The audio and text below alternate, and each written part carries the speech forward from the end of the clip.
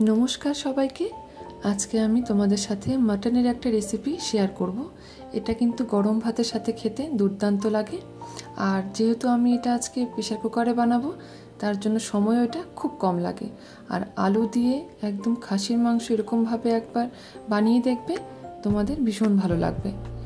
তাহলে চলো বন্ধুরা, দেখে নিই আমি এই রেসিপিটা কেমন করে বানিয়েছি। আর বন্ধুরা, যদি রেসিপিটা ভালো লাগে অবশ্যই কিন্তু লাইক কমেন্ট করতে ভুলো না। দেখো, আমি এখানটায় বসিয়ে দিয়েছি একটা প্রেসার কুকার। এর মধ্যে দিয়ে দিলাম আমি আন্দাজ মতো সর্ষের তেল। আজকে কিন্তু আমি রান্নাটা সর্ষের তেলে করব। এরপরে বন্ধুরা, আমি এর মধ্যে দেখো যে মাটনটা, সেটা আমি এর মধ্যে দিয়ে দিলাম। পুরো মাটনটা আমার এখানটায় হাফ কিলো মাটন আছে, সেই মাটন আমি এর মধ্যে দিয়ে দিলাম। এবারে এর মধ্যে আমি এক এক করে বাকি উপকরণগুলো কিন্তু দিয়ে দেব। দেখো, এর মধ্যে আমি দিয়ে দিলাম টমেটো। আমি এখানটাতে দুটো বড় সাইজের টমেটো দিয়ে দিয়েছি। দিয়ে দিলাম এর মধ্যে আন্দাজ মতো নুন। এরপরে এর মধ্যে দিয়ে দেব সামান্য হলুদ গুঁড়ো, আর দিয়ে দেব কাশ্মীরি লঙ্কার গুঁড়ো। ব্যাস, এটা দিয়ে ভালো করে এটাকে কিন্তু এবারে মিশিয়ে নিতে হবে। আর হ্যাঁ বন্ধুরা, তোমরা যদি মনে করো এর মধ্যে টক দই দেবে, তোমরা কিন্তু দিতে পারো। সেক্ষেত্রে কিন্তু তোমরা টমেটোর পরিমাণটা একটু কমিয়ে দিও।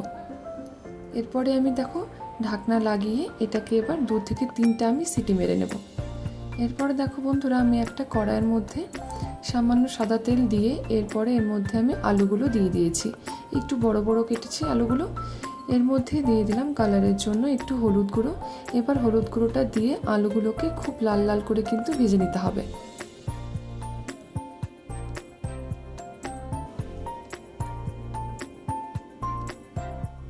আলুগুলো আমার ভাজা হয়ে গেলে আমি এগুলোকে নামিয়ে নেব। দেখো বন্ধুরা, আলুগুলো আমার লাল লাল করে ভেজে নিয়েছি। এবারে আমি এক এক করে আলুগুলোকে নামিয়ে নেব। এরপরে আমি বন্ধুরা এই সেম তেলের মধ্যেই দিয়ে দিব কিছু ফোড়ন, গোটা গরম মশলা। সেটা ফোড়ন দিয়ে মানে এলাচ, দারচিনি, লবঙ্গ আর গোলমরিচ আমি এর মধ্যে ফোড়নে দিলাম।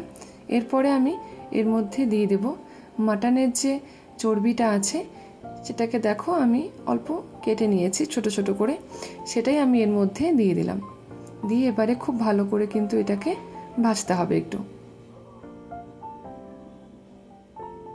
ভালো করে এটা ভাজা হয়ে গেলে আমি এর মধ্যে দিয়ে দিব পেঁয়াজ কুচি।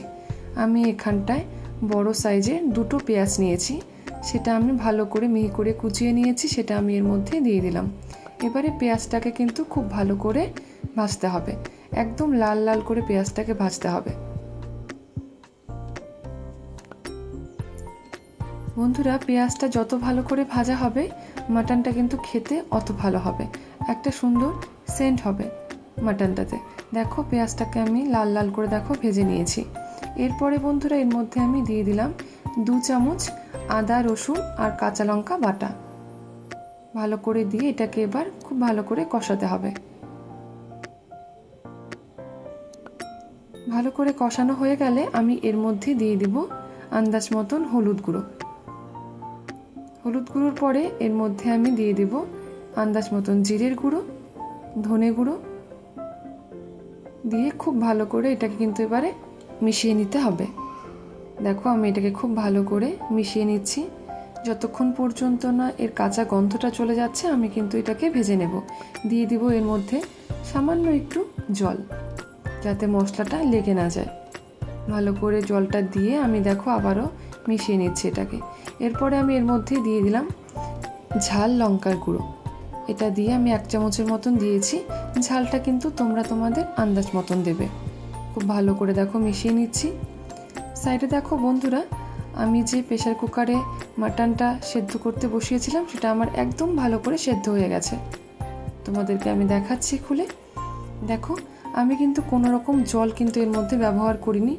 মাটনের যে জলটা, তাতেই কিন্তু পুরো মাটনটা সেদ্ধ হয়ে গেছে। দেখেছো রঙটা কতটা ভালো এসেছে। এবারে এটা আমি সেই কষানো মশলার মধ্যে দিয়ে দিলাম। এবারে খুব ভালো করে এটাকে এখন আরেকটু কষাতে হবে। মাংসের সাথে মশলাটাকে খুব ভালো করে কিন্তু এবারে মিশিয়ে নিতে হবে। ভালো করে যখন এটা কষানো হয়ে যাবে, তারপরে আমি এর মধ্যে আন্দাজ মতন সামান্য অল্প জলের মধ্যে আমি অ্যাড করব। এরপরে আমি এর মধ্যে দিয়ে দিব আলুগুলো, যে আলুগুলো আমি ভেজে রেখেছিলাম সেটা আমি এর মধ্যে দিয়ে দিলাম। যেহেতু আলুগুলো সেদ্ধ হতে আরেকটু টাইম লাগবে, তার জন্য আমি আলুগুলো এখন দিলাম। দিয়ে খুব ভালো করে কিন্তু আলুর সাথে মাংসটার সাথে মশলাকে খুব ভালো করে একটু কষিয়ে নিতে হবে।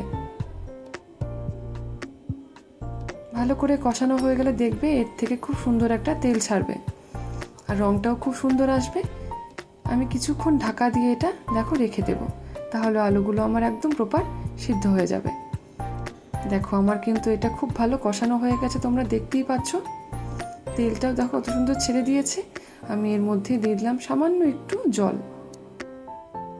জলটা দিয়ে ভালো করে নাড়িয়ে নেব। দেখো আমার ঝোলটা ফুটতে শুরু করে দিয়েছে। এর মধ্যে দিয়ে দিলাম সামান্য একটু ধনেপাতা কুচি আর দিয়ে দেব কাঁচা লঙ্কা।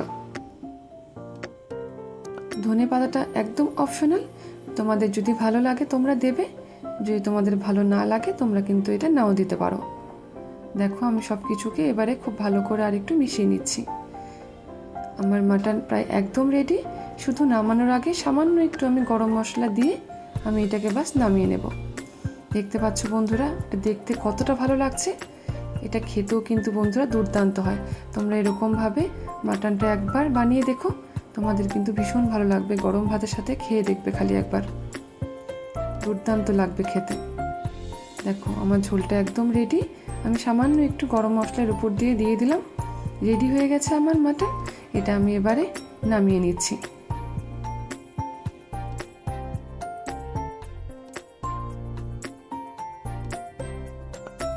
বন্ধুরা দেখো মাটনটা দেখতে কতটা লোভনীয় হয়েছে আর এটা খেতেও কিন্তু দুর্দান্ত হয়েছিল। তোমরা অবশ্যই বাড়িতে একবার হলেও ট্রাই করো এটা। আশা করি তোমাদের খুব ভালো লাগবে। আর তোমাদের ভিডিওটা কেমন লাগলো আমাকে কিন্তু জানাতে ভুলো না। যদি ভালো লাগে প্লিজ লাইক কমেন্ট করো। আর তোমরা যদি আমার চ্যানেলে একদম নতুন হয়ে থাকো তাহলে অবশ্যই কিন্তু আমার চ্যানেলটাকে সাবস্ক্রাইব করে আমার পাশে থেকো। দেখা হচ্ছে তোমাদের সাথে নতুন কোনো একটা রেসিপি নিয়ে। সবাই ভালো থেকো, সুস্থ থেকো। ধন্যবাদ সবাইকে।